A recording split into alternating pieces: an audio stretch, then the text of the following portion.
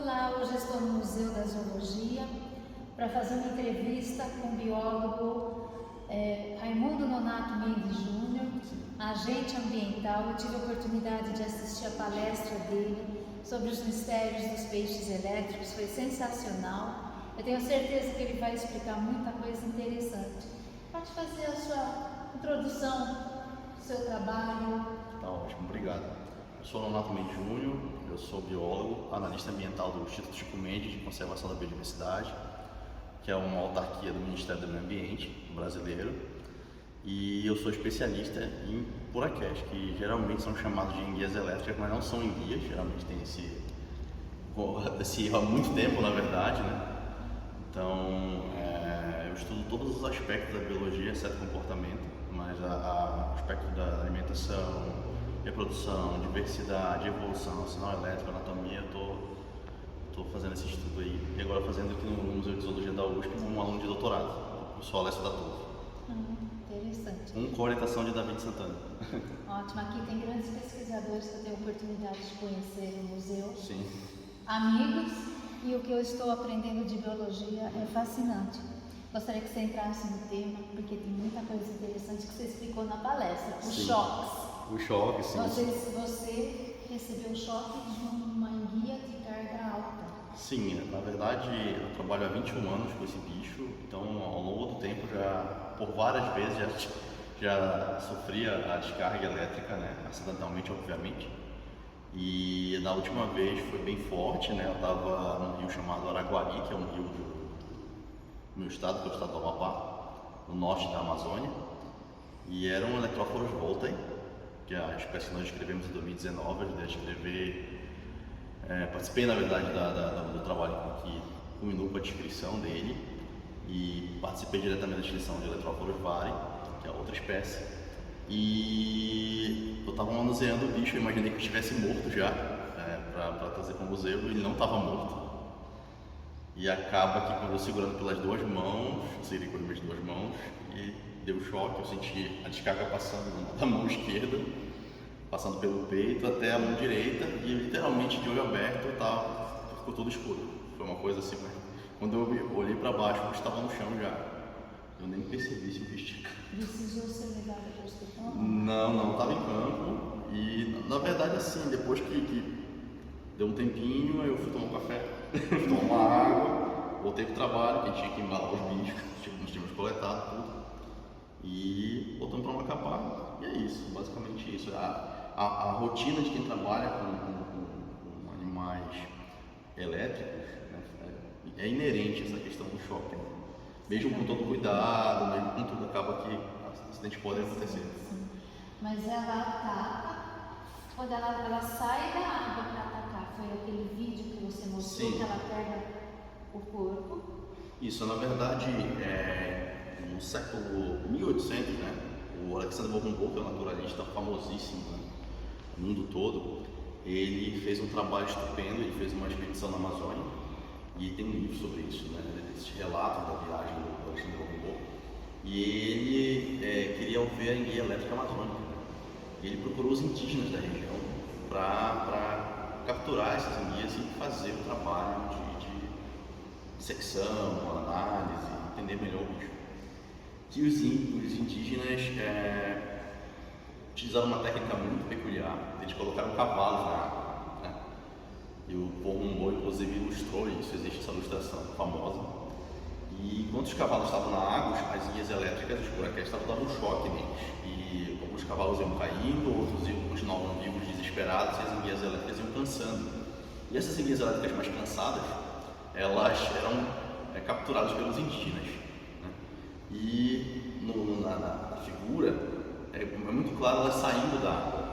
Então, muitos anos depois, já no nosso tempo, né, Kenneth Catania, que é um cientista norte-americano, ele observou quando ele ia alimentar as enguias elétricas no tanque dele experimental, elas subiam no instrumento, na vara que ele usava para alimentar. E ele montou um experimento para observar isso. Ele literalmente observou que o Alexandre von Humboldt tinha observado há mais de um século atrás e quantificou isso. Ele observou como esse ataque se dá. Então, buraquê literalmente saltava fora d'água, e quanto mais alto ele salta, mais forte é o choque.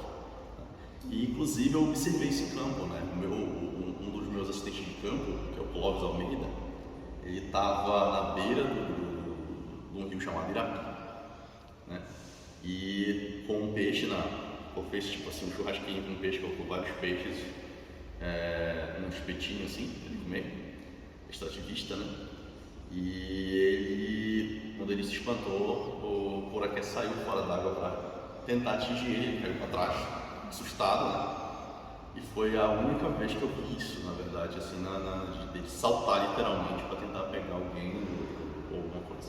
Geralmente esses acidentes eles acontecem principalmente no momento em que as pessoas estão numa atividade recreativa na água, né? E no momento de transição, ou seja, quando ou ele está se deslocando para uma área alagada, quando começa a encher o rio para se alimentar, ou quando ele retorna para o ambiente que ele ocupava no período seco, né? E geralmente ele está sozinho. Então, aquelas pessoas que estão ali recreando, sem observar ele, acabam distorcendo o campeonato dele e ele fica com medo, obviamente, e acaba tendo o acidente, né? Sente ameaçado. Quanto tempo mais ou menos que ele consegue ficar fora da água para atacar? Isso não foi medido, não. Na verdade, esse animal, ele em diversos aspectos, né? Ele é uma incógnita. Tem muita coisa a ser respondida ainda. Eu acredito que vai passar o meu tempo, vão vir outros pesquisadores para estudar ele lá no futuro e vai acabar que não vão terminar as questões sobre ele, né? Então, quando eu comecei a estudar ele em 2002, existiam poucos trabalhos sobre a biologia dele na natureza, né? Existia o trabalho do Carl Sachs, que foi um trabalho estupendo, feito em Calabozo, na Venezuela. Ele passou muito tempo na Venezuela estudando as guias elétricas, isso no final do século XIX, e foi publicado póstumamente um trabalho dele pelo Emile Dubois Reymond, que era o orientador dele na época, e ele publicou esse trabalho, não sei se é assim pronuncia em alemão, mas basicamente isso, é um trabalho estupendo sobre todos os aspectos biológicos da guia elétrica.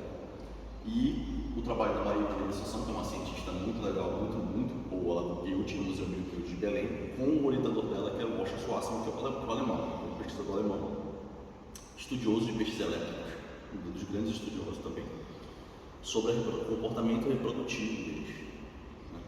E um trabalho de comportamento alimentar do Max Westphal, que era um europeu, né, que estudou. Então, quando eu comecei, era basicamente isso. Então, nós fomos preenchendo essas lacunas e hoje tem muito pesquisador bom trabalhando com ele também. Tem o Douglas Bastos, que é um cara que conhece melhor o comportamento de buraquês que eu conheço, assim, é um especialista em comportamento dele, né? E David Santana estudando biogeografia e outros aspectos, enfim, tem vários pesquisadores que estão se debruçando sobre ele para poder compreender, além de outros grupos de pesquisa também, para compreender melhor esse animal que, de tão interessante, foi a inspiração para a pilha, né? Então, se existe hoje um celular que está gravando essa entrevista, se tem um carro que trouxe as pessoas para cá, sim, a pilha, a primeira bateria, né? Veja bem, toda espécie animal é importante para o equilíbrio do ecossistema. Sim. Qual a importância do peixe elétrico para o ecossistema? Vou chamar de buraquê, que é como nós chamamos na Amazônia. Não, vem tranquilo. Porque geralmente chamamos assim, geralmente muita gente fala buraquê, mas na verdade lá na Amazônia a gente fala buraquê como se fosse café, buraquê. Então o buraqué, ele é um peixe piscívoro, né? Eu descrevi a dieta das duas espécies descritas em 2019 e ele come principalmente peixe, né? Ele é um predador de topo. Nós desconhecemos predadores naturais de buraqués. Existem uns vídeos na internet que mostram botos interagindo com eles, dando caudadas neles, mas é mais como um comportamento de brincadeira dos botos, porque eles têm esse comportamento de brincadeira, do que predação. Não existe registro de nenhum animal predando, né? Predando buraqué. Então ele controla. Não. Ele preda peixes menores, porque a boca dele não é tão grande. Então, assim, ele come principalmente calictídeos, que são cascudos. Ele come acarás, que são bichos que têm os espinhos na ladeira dorsal e anal deles. Ou seja, bichos difíceis de engolir. E e que não sobrevivem a descarga de um animal desse, né? O bicho que eu aferi o conteúdo alimentar dele, o menor, foi 40 centímetros. Então, um bicho com 40 centímetros ele dá pelo menos 300 volts de choque dessa espécie, da Trópolis bar, que é que está aqui no aquário. Esse qual é o menor? Ele é 650. 650. Que é bastante. Que é bastante. Então, a importância que ele teria para o ambiente natural, por exemplo, como predador de topo, é controlar a população de presas.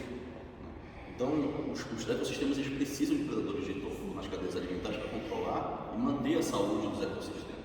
Então, por exemplo, atuaria nesse quesito. Mas uma coisa interessante, até hoje não foi estudado, não foi feito um estudo para determinar, por exemplo, a influência desse animal nas comunidades de peixe. Por exemplo, quais populações ele controla? Como seria um ambiente sem a presença dele?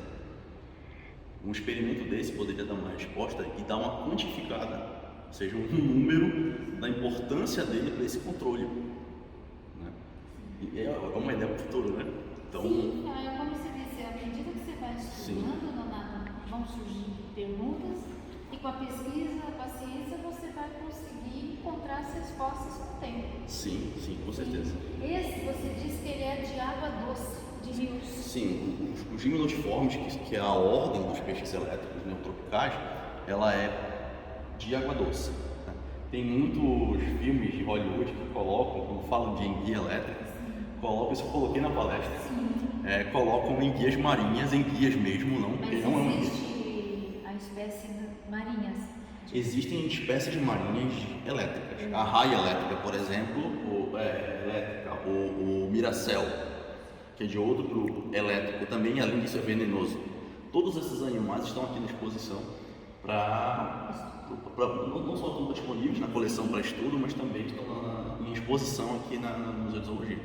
Por exemplo, essa de água doce, uma coisa que me chama a atenção em aquário, para montar um aquário, você tem que pôr a mesma espécie. Houve essa mistura de espécies em mídia de cativeiro, mas eu via nos canais de internet algumas pessoas colocando volta com vares sem interações agressivas entre eles. Mas, por exemplo, um dos meus trabalhos que eu publiquei em 2016, que é o trabalho sobre a biologia dele, eu publiquei no Reviews de Fish Biology and Fisheries, eu sugiro que possa haver uma competição entre machos por melhores locais de desova, ou seja, pode ter esse comportamento harmônico de luta entre eles, por exemplo, por melhores locais de desova, porque nem todos eles desovam lá. Então, pode ser que um local adequado de desova seja interessante. Né? Uma outra situação é que esse animal, por mais que ele seja muito importante, por exemplo, no desenvolvimento de medicamentos, a acetilcolina que ele produz é utilizado como base, pode ser o futuro medicamento para Alzheimer e Parkinson. Enfim, a questão tecnológica, a geração de energia, nunca foi reproduzida em cativeiro. Em praticamente 300 anos desde a descrição da espécie original, nunca foi reproduzida em cativeiro. Por quê? O desconhecimento do gatilho reprodutivo. Né? No meu trabalho em 2016, eu sugiro que o gatilho reprodutivo seja a ocorrência de um padrão, que eu não sei qual é esse padrão, de chuva.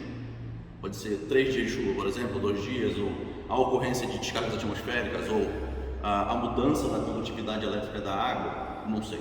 A eletricidade dele poderia ajudar também com as pesquisas que foram feitas para o meio ambiente? Sim, na verdade, algumas espécies de peixes elétricos, por exemplo, tem uma pteronáutica, o cavalo que está aqui também na exposição, é possível ouvir esse animal no aquário, né? Ele é utilizado como bioindicador de contaminação. Os peixes respondem, tem inclusive estudos de um estudioso, um grande estudioso de peixes elétricos do INPA, que é o José Alves Gomes. Ele estudou o efeito com os alunos dele de metais pesados na água sobre os sinais elétricos. Cada espécie tem um sinal elétrico diferente, são mais de 250 espécies. Aqui? Sim. Isso aqui tem os sinais elétricos que eu ouvi no sábado anterior e que você explicou. Dá para identificar 3. No cavalo sim, porque o que acontece? O eletrófilo você consegue separar, dizer que tem 3 indivíduos na água, com certeza. Cada um está conversando, sim, eles estão emitindo seu sinal. Então, quando a pessoa está em campo, quando eu estou em campo com o meu aparelho, eu consigo saber, existem 2, 3, 4 buraquéis nesse momento aqui. eles estão a distância X e Y de mim.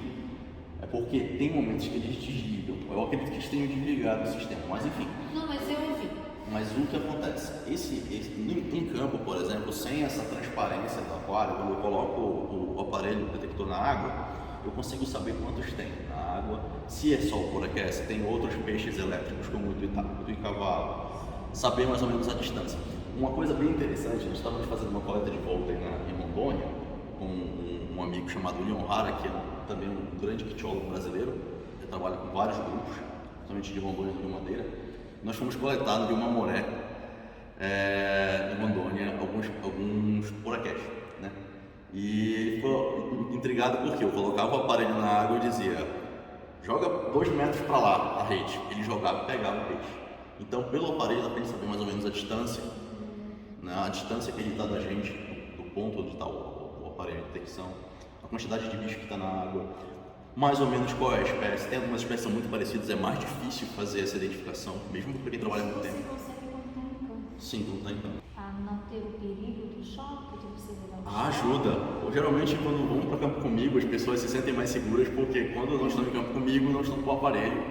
Então, podem eventualmente tomar o choque. Então, nesse momento, por exemplo, está tendo uma expedição científica na reserva que eu sou analista ambiental, que é a reserva estatística do Rio Cajari, para a coleta de peixe. Eu não estou lá. Então, não tem meu aparelho lá, então eles estão fazendo a coleta sem saber se tem ou não poraqués na água, né?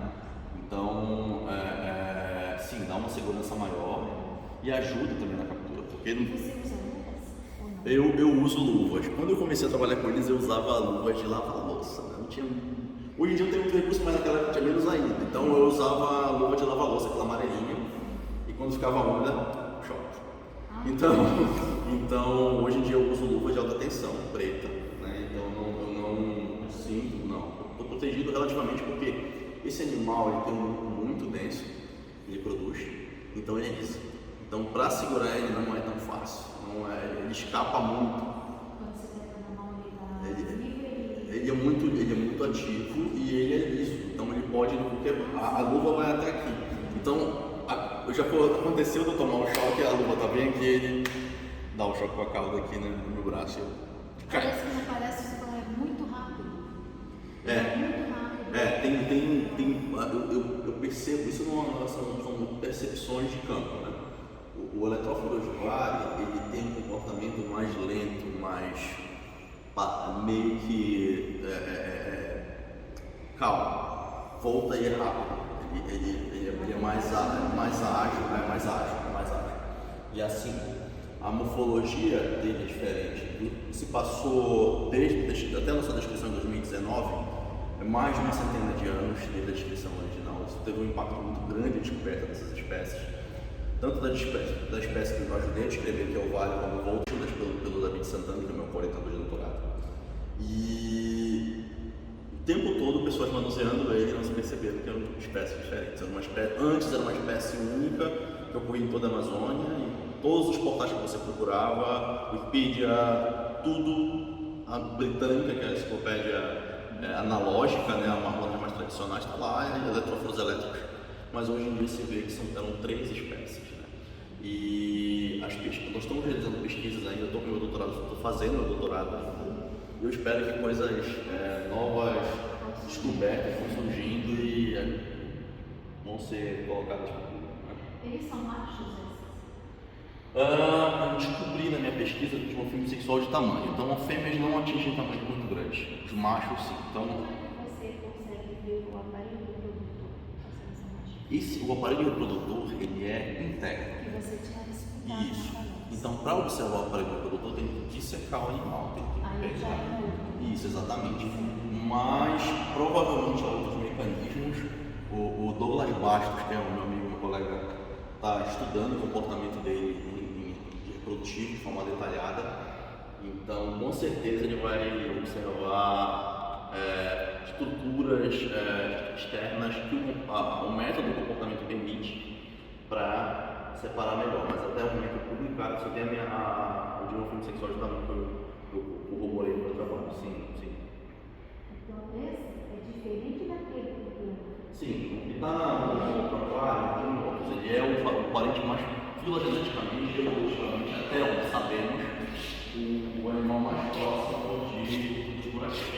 Mas ele também tem a carga elétrica, seria menor.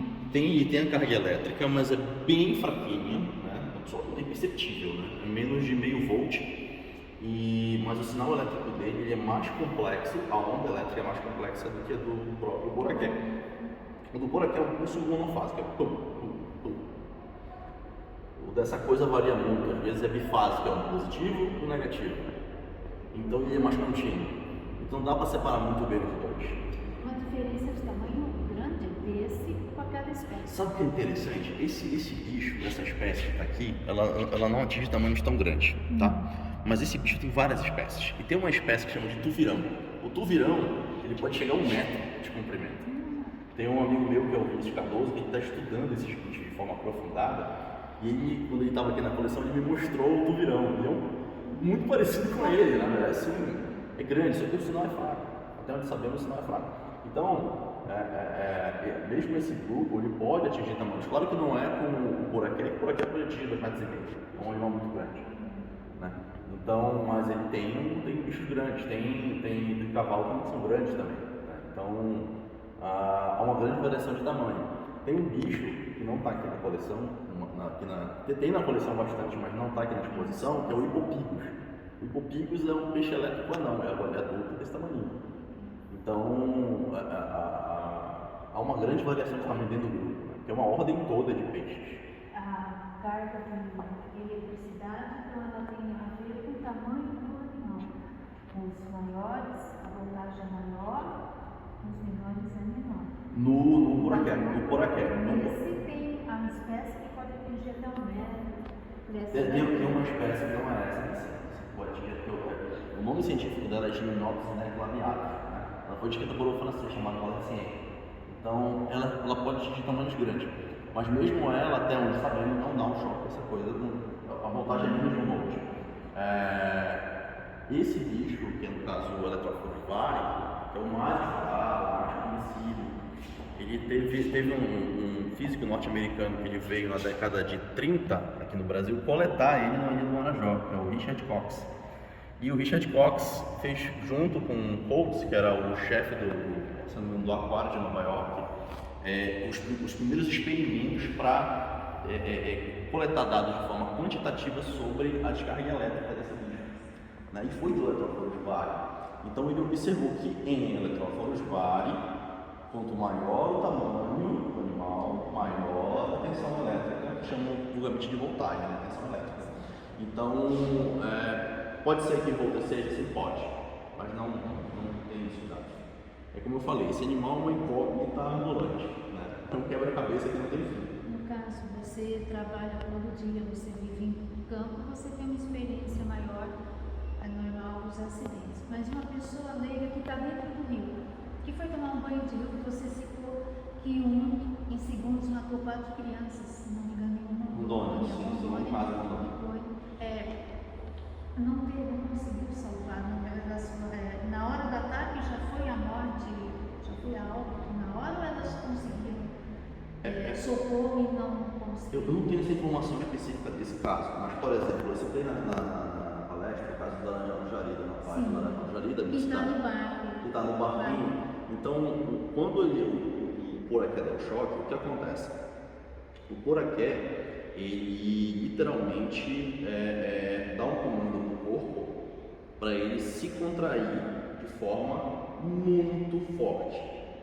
Então o cérebro da pessoa, ele dá comandos de contração da musculatura normal. Eu vou mexer a mão, eu vou mexer o braço, como eu estou mexendo agora, né? O Boracay, o norte-americano, ele dá o choque dele, é um comando para o corpo hipercontrair, a tal ponto que o corpo da pessoa que foi acidentada, ela fadiga totalmente, é uma hiperfadiga. Então, uma pessoa com hiperfadiga, ela não contrai a musculatura, ela paralisa.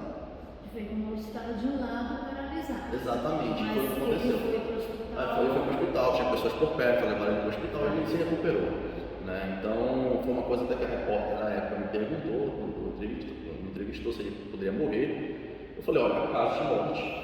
Mas essa morte ela não é diretamente do choque, ela é decorrente do afogamento após o choque.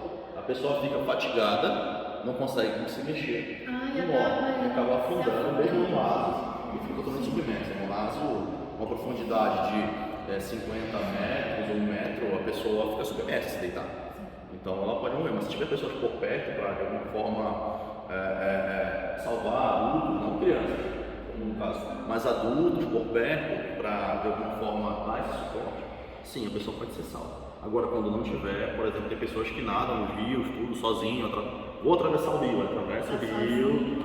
Muito embora, isso é importante falar, por mais que ele ocorra em diferentes ambientes na Amazônia, né, ele é amazônico, né, mas ocorre na Amazônia, Orinoco na Venezuela e no escudo da Guiana, esse animal ele não ocorre em canal principal de rio, ele não ocorre no grande rio, grandes canais. Então, o que acontece? Ele ocorre em chamamos de garapé, pequenos riachos, córregos, áreas alagadas, florestas alagadas, lagos, mas o canal principal do rio é muito difícil de ver, e geralmente quando é canal principal de rio, eles não estão no canal principal, eles estão em remansos, que são umas curvas que ficam mais lentas, tem tronco, tem ambiente estruturado ali, aí eles ficam lá dentro, mas não no canal principal. Mas mesmo assim as pessoas têm contato, as pessoas pegam, tentam atravessar o rio, tentam ficar ali no meio, e aí às vezes sozinho. Tem aquela coisa do desafio, né? De pegar. Tomar um banho do rio. Tomar o banho do rio. É interessante isso, é uma coisa que pode ser observada, é que a maior parte dos acidentes elas ocorrem aonde? Próximo de capitais, próximo de ambientes urbanos nessas cidades, né? E onde a maioria das pessoas, os adultos, que são as maiores vítimas, né, dos acidentes, elas não têm um contato que os pais, os avós tiveram com esse bicho, não tem a experiência do contato, como o ribeirinho tem. Então, se o ribeirinho vê que tem uma coisa por aqui, ele não vai entrar, ele vai sair imediatamente. Se ele souber que tem por aqui, ele não vai entrar. O ribeirinho consegue detectar que ele tem uma experiência. Ele tem a experiência, ele tem um aparelho. Exato, sem um aparelho, mas ele tem uma experiência. Isso é fundamental e meu trabalho de graduação com eles foi feito no quilombo, né, que é o quilombo do Curiaú, o quilombo tradicional do meu estado do Amapá. E a experiência dos quilombolas com ele, de saber onde tinha, onde não tinha, foi fundamental para fazer a pesquisa, senão eu não teria minha pesquisa. Isso é muito claro, todo artigo que eu faço, eu coloco agradecimento para eles nominalmente, porque senão teria minha pesquisa. Basicamente. São pessoas que ensinam muito, eles têm a vivência prática. Tem a vivência prática com eles, tem a convivência com eles. Então, a maior parte desses acidentes acontece com pessoas que vão para um balneário, ou vão vou tomar banho de rio em algum lugar no interior, aí vão para o rio e acabam, não sabe, então uma pessoa acaba tendo acidente, né?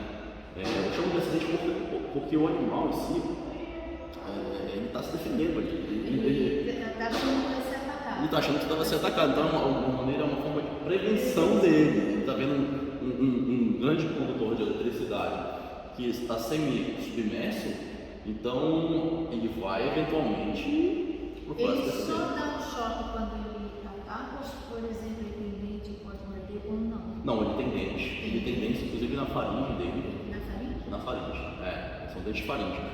E ele morde, sim, mas o ataque dele geralmente é o elétrico. E ele escolhe quando dá. Ele é um bicho muito curioso, então ele percebe essas alterações no ambiente, a distorção do campo elétrico dele, ele vai tentar entender o que está acontecendo ali. Ele não vai pegar e não, vou me afastar, não, ele vai querer saber o que é, Então é bem interessante, né? Sou suspeito para falar. É impressionante porque você mostra na palestra duas imagens de uma simulação com a mão, sim, uma lenta, e o tempo real foi muito rápido. É muito rápido. Então quer dizer, ele fica pouco tempo fora da água. Como é que chama esses animais que ficam como o jacaré?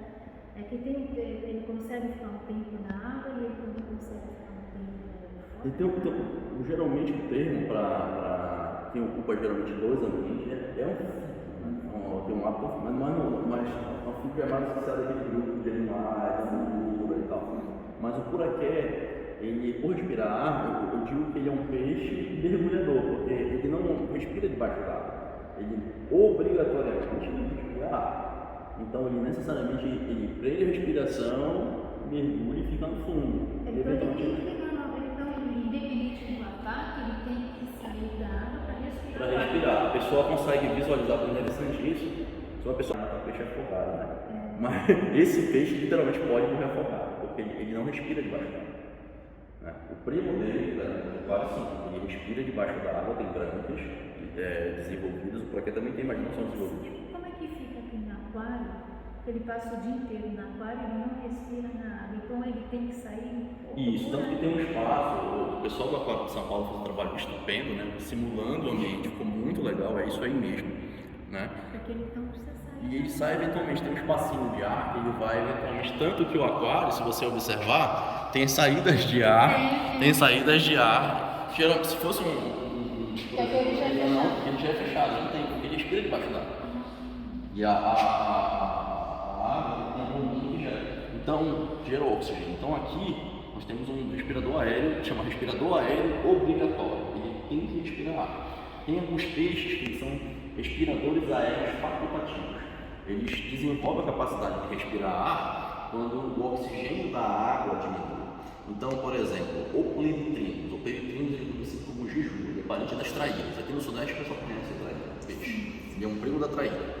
Então, quando o ambiente daquela poça, que geralmente são poças como seco, aquelas poças residuais, então o oxigênio diminui. Então, o que acontece? Quando diminui o oxigênio, só ficam espécies com adaptações para baixo oxigênio. E entre eles o poraqué, o jiju, que tem essa respiração, ele vai captar o ar e volta e absorve no trato digestório dele. E o tamoatai, que é uma das principais presas, que é o cascudo, que é o calictídeo, né? Que é uma das principais presas do... Essa espécie, ela depende necessariamente desse tempo para respirar o ar e voltar para não morrer afogado. Ele não, senão ele morre afogado, exatamente. Seja no aquário que não esteja preparado ou no rio, se ele não conseguir subir a superfície e adquirir um pouco do ar, ele morre embaixo. Ele pode morrer afogado, sim. Se por exemplo, ele vê um peixe numa rede de pesca, né?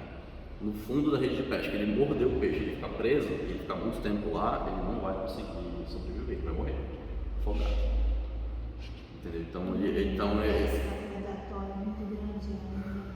Sim, existem locais na região amazônica que esse animal ele compete por recursos com as pessoas, né? Ele é um símbolo, ele é um peixe, ele vai estar junto com os peixes, se alimentando dos peixes, né? E as pessoas se alimentam de peixe, então geralmente os peixes estão a uma competição direta por recurso, né? E acaba que ele vai perder, porque as pessoas têm arpões, as pessoas têm anzol, as pessoas têm, e acaba que eles vão morrer. Então, existem locais que acontecem isso, não todos, mas tem locais sim que acontecem isso. Esse animal, vamos supor, uma caça predatória, a pessoa pode querer tê-lo para ver, ou é um muito animal difícil. que não tem essa... Ele não está na lista CITES, né? Ele não está na lista CITES, né? Mas é um dos poucos locais, o único local que comercializa para pet esse animal no Peru. Né? Então, em pet shop? Não, sim, comercializa, mesmo com essas voltagens no Peru, outros países, permitem um animal que gosta É porque assim, tem pessoas que gostam de pets radicais, né? Tem. Cobra, eu já vi gente criando. Eu não sei se isso é legal, se ela é legalizado, se não for, enfim. Mas tem que ser combatido. Mas o Peru fornece para o mercado por aquário trade, né? Que é o aquário, o mercado de aquário, muitas espécies. E tem muita gente que gosta de criar animais.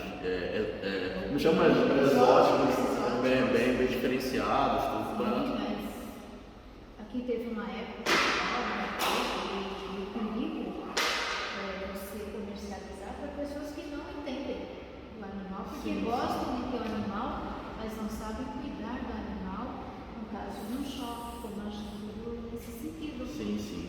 Não, e é interessante isso, porque as informações que nós estamos provendo sobre os bichos, de alguma forma contribuir para o melhor cuidado dele. Por exemplo, conhecer o que ele come na natureza pode fazer com que veterinários não você. Eu fiz 2 anos. Mas entrei. Veterinário de informação, Aprendi muito. Então, possam desenvolver melhores maneiras de manter o cuidado do animal, o animal care, o cuidado do animal no cativeiro. Né? Então, conhecer a biologia dele na natureza, porque nós estamos buscando vai permitir com que melhore esse cuidado dele. Seria interessante ter cativeiros. Existem as pesquisas, para pesquisa sim, mas é interessante ter cativeiros dessa espécie para preservar a espécie. Sim, e uma coisa que dificulta isso é nós não sabermos o que desencadeia a lesão coletiva, né? Então, responder essa pergunta de $1 milhão é super interessante. Eu sugeri uma ideia, uma hipótese que não foi testada ainda, né? Pode ser corroborada no futuro ou pode ser refutada. Eu vou ficar feliz das mesmas formas, porque se corroborar, ótimo, nós chamamos o gatilho reprodutivo. Se não corroborar, eliminamos um fator, vamos atrás de outro. E a pesquisa vai continuar até o fim da vida, até nós acharmos novas perguntas, sim. Ou a maioria delas. Eu espero. Como você diz, ele poderia ser fornecedor de um medicamento? Sim, para medicamentos visando a cura do Parkinson, do Alzheimer.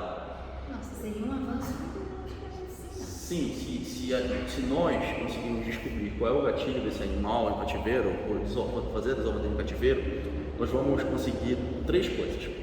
Primeiro de tudo, nós vamos diminuir o impacto nas populações naturais, porque não vai ficar mais tirando o animal para fazer o experimento no laboratório, vai usar o cativeiro em si. É como o zebrafish. O zebrafish é muito usado hoje em dia também para experimentos médicos, né? E vai diminuir o impacto no ambiente natural, vai permitir a aceleração desses estudos médicos, geração de bioenergia e outros aspectos que esse animal tem. Então, ele é muito importante para o meio ambiente, mas não para o meio ambiente como um todo, em termos de medicamentos, seria um avanço. Sim. Nesse tipo de pesquisa, qual a participação do biólogo é muito grande? Sim. E participa médicos de humano ou não? Não, no nosso grupo não temos, porque a nossa vertente de pesquisa é o aspecto biológico básico. Nós estamos estudando a distribuição dele, a diversidade dele, a anatomia comparada no trabalho, a diversidade de sinal elétrico, a reprodução, a alimentação, crescimento, comportamento Mas do toda trabalho. essa sua pesquisa, vocês podem chegar ao fator que pode produzir o medicamento. Sim. E depois, se vocês chegam a essa pesquisa e realmente vocês constatam que é algo muito importante para o medicamento, qual o procedimento? É como eu estava lhe falando, a nossa pesquisa, por exemplo, nós vamos chegar no gatilho, né? Tipo, no gatilho produtivo, eu espero um dia. Chegar no que desencadeia a lesão, dissolvando em cativeiro. Essa tecnologia vai ser repassada para os laboratórios que aí sim vão trabalhar os grupos que trabalham com pesquisa médica, como eles vão pegar e dizer, os biólogos descobriram a maneira de desovar cativeiro. Vamos fazer desovar cativeiro aqui no laboratório, vai ter mais bichos para trabalhar e vai acelerar a pesquisa, ele pegar. Já tem essa pesquisa? Já tem alguma coisa? Não. Coisa futura. Nós vamos futuramente fazer provavelmente esse teste. Né? Tomara que sim. Compensa. Mas quem quer que seja, consiga resolver essa charada, vai estar contribuindo para. E é isso que importa. Independente de quem seja, independente de quem faça isso. Chegar a uma cura da doença. Sim. Uma qualidade de vida maior para quem tem a doença. E também você falou da importância da eletricidade dele para o meio ambiente. Sim. Então, esse animal, tem alguns grupos de pesquisa que estão estudando maneiras de gerar baterias com base na tecnologia biológica dele, né? Como funciona o órgão elétrico dele. Então tem grupos na Ásia, nos Estados Unidos, na Europa, na América do Sul, que estão de alguma forma debruçados sobre isso para desenvolver. Um tempo atrás saiu uma bateria que de alguma forma simulava o órgão elétrico dele e gerava 100 volts pelo menos. E tem outra bateria que foi feita com base no órgão elétrico da raia elétrica, que é marinha, que gerava mais ainda. Então, a ciência em si, ela não é algo estagnado nos livros, né? Ela é algo que está o tempo todo, a engrenagem está andando, está girando e funcionando, e a gente... A ciência é extremamente importante, as pesquisas, de fornecer recursos para os pesquisadores. Não, e não só isso, tipo, as pessoas muitas vezes... A importância da pesquisa. Muitas vezes as pessoas me perguntam, principalmente no meu estado, Mas por que tu vai estudar o poraqué? O poraqué a gente não come. Tá, além dele ser comestível, né?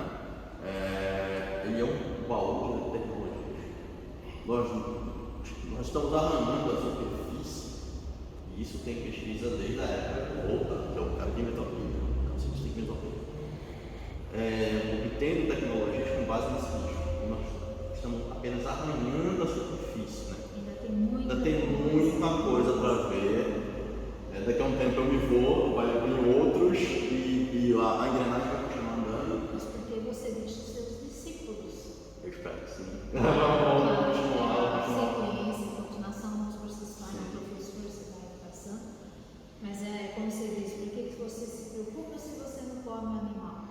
Só de você descobrir que um medicamento pode curar o Alzheimer e o Parkinson na roteiro, é um avanço fantástico. Fantástico. Né? E se ele pode produzir um pouco de energia para o meio ambiente, gente, nós também é um avanço muito grande. Sim, e baterias, por exemplo, de próteses,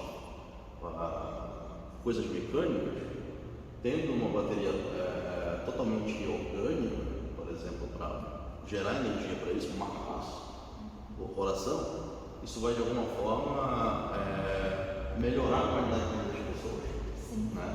Então, o poraqué em si e os outros gimnotiformes, que é a ordem dele, e os outros pesquisadores das outras ordens, das outras linhagens, eles aliam a ciência básica, a ciência da descoberta da diversidade, de quantas espécies tem, quantas linhagens tem, como está distribuído, com a ciência aplicada. Pode estar num biombo, numa farmácia, ou estar num hospital, ou estar numa prótese, ou estar num celular, como tem agora. Animal, você não pensa em tudo isso. Sim. Você não imagina a importância dele no ambiente, a qualidade de vida de uma pessoa. Nenhum quando eu comecei a ver, eu era criança.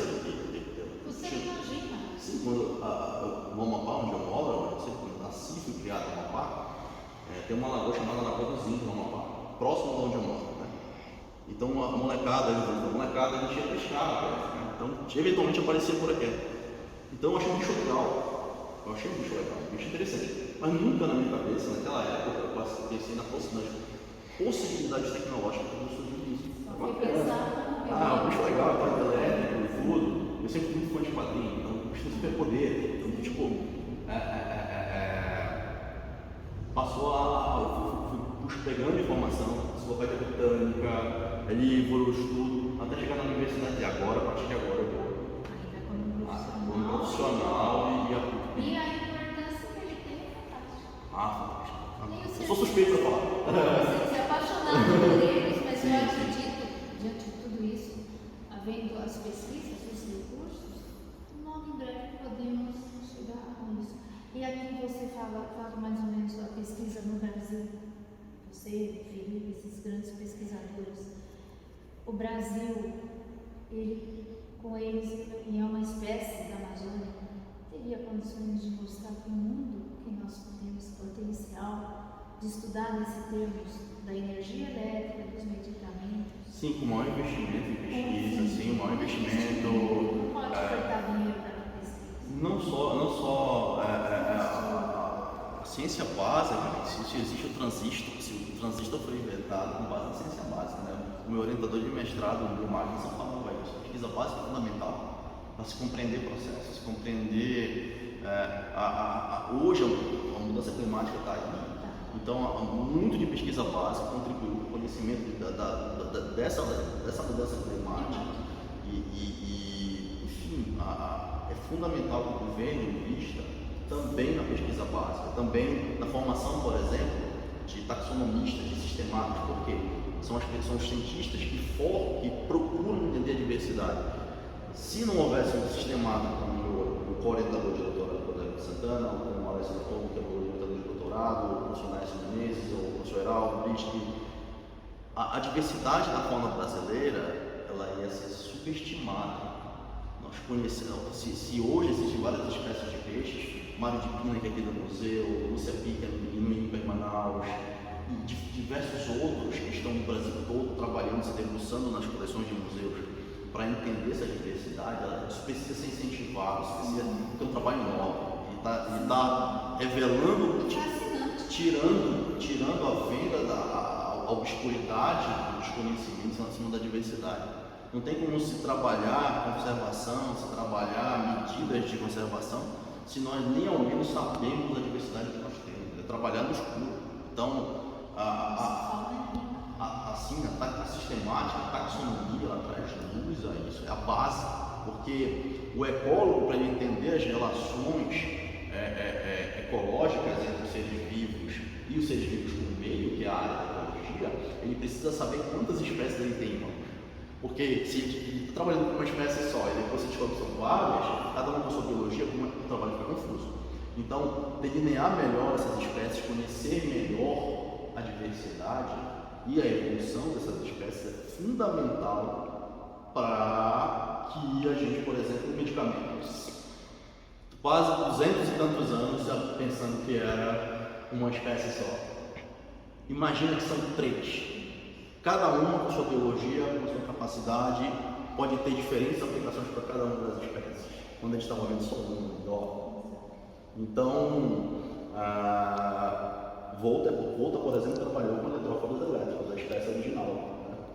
Mas ele nunca trabalhou com Vale. Coates trabalhou com Vale, Coates e Cox e outros, enfim. Então, eu falo um pouco disso da taxonomia, porque é fundamental. A taxonomia é você... É a classificação, a descoberta de novas espécies e a sistemática de entender as relações entre as espécies. Né? Então, a ciência básica tem que ser investida. Eu faço um ódio investir na pesquisa, na básica, fornecer recursos para os pesquisadores, as faculdades, porque o Brasil tem potencial e nós podemos avançar muito nisso. Sim. Tem brasileiros fantásticos e eu tive o prazer de conhecer você, porque aqui é uma aula que a gente passa o dia inteiro. Ouvindo falar. E o que você acha de importante falar sobre eles? Assim, eu acredito que o canal tem um alcance muito grande. E eu acredito que a ciência em si, existe a disciplina de ciências no ensino fundamental. E uma coisa que eu sinto falta, eu sentia falta na minha época de ciência, de aluno de ciências, método científico, pensar como um cientista, fazer as crianças desde... Você está tocando um assunto que eu falei para o Felipe no nosso primeiro filme. Não se falava do biólogo como pesquisador científico. Sim. Você viu o biólogo apenas como professor. E, no entanto, são grandes pesquisadores. Não se falava da pesquisa, não se falava da ciência. E isso é muito importante, educar desde a criança, mudar a escola, mudar a visão da ciência e falar que tem a pesquisa, a ciência e educar a criança. Educar a educação ambiental, que a lei fala, a preservação, a conservação, porque nós estamos vivendo desmatamento imenso. Amazonas, outros morrendo, nosso Pantanal, e os estrangeiros falam o coração, o pulmão no mundo, e nós temos a riqueza no nosso país. Sim. Eu acho que você está falando é muito importante. Incutir desde a tenra idade, né, o pensar científico e a maneira como se faz ciência e de alguma forma, e aí me escapa porque eu não sou educador, eu sou cientista, eu trabalho com cientista, tudo, com uma rede federal, mas não sou pedagogo, eu entendo essa coisa, os pedagogos são fundamentais nisso, a pedagogia, né? Inserir isso no ensino e mostrar desde a ensino fundamental que a ciência não é estática, que ela está andando, ela está com uma engrenagem que nunca para e que aquilo que está no livro não é verdade. O cientista ele não busca a verdade, ele busca a aproximação da verdade e muitas vezes a gente trabalhando, a gente vê que aquilo que estava ali não é aquilo que estava pensando, vamos para outra hipótese e isso vai se construindo conhecimento. Eu acho fundamental o professor ter esse pensamento, passar para a criança, porque na minha época tinha Nós tivemos uma disciplina no doutorado semana passada, com o meu orientador da classe da Tolga, com o professor Murilo. E foi muito satisfatório porque eles estão na vanguarda da ciência da anatomia. E a sensação que nós tivemos é que nós estamos vendo a engrenagem andando, a vanguarda, o que está no limite da ciência daquela área. Foi fantástico, foi uma coisa que entusiasma a gente, né? Esse entusiasmo tem que começar na escola. Na escola, exatamente, esse é o recado. Nonato, foi um prazer te conhecer. Bom, Aqui eu obrigado. passaria horas, você tem muito conhecimento. Quero aprender mais E com em troca, você. né? Tenho aprendido muito, me apaixono por direito ao meio ambiente. Não acabei me formando como veterinária porque eu fui para outro caminho do blog, do YouTube, que não dá para abraçar o mundo, mas eu faço meio ambiente dentro das minhas vidas. Gostaria de ter outros encontros com você, que você avisasse que eu aprendi muito com você. Tranquilo. Foi um prazer, né, Lucas? O ensinamento dele foi fantástico. Eu que agradeço a oportunidade e com certeza vamos ver mais encontros e vamos conversar mais sobre ciência. Se Coisa legal. gostaram do tema, inscreva-se no canal, porque eu tenho certeza que o Nonato vai explicar muito mais e vamos em busca dos medicamentos. Sim, em busca de desvendar essa incógnita ambulante esse peixe.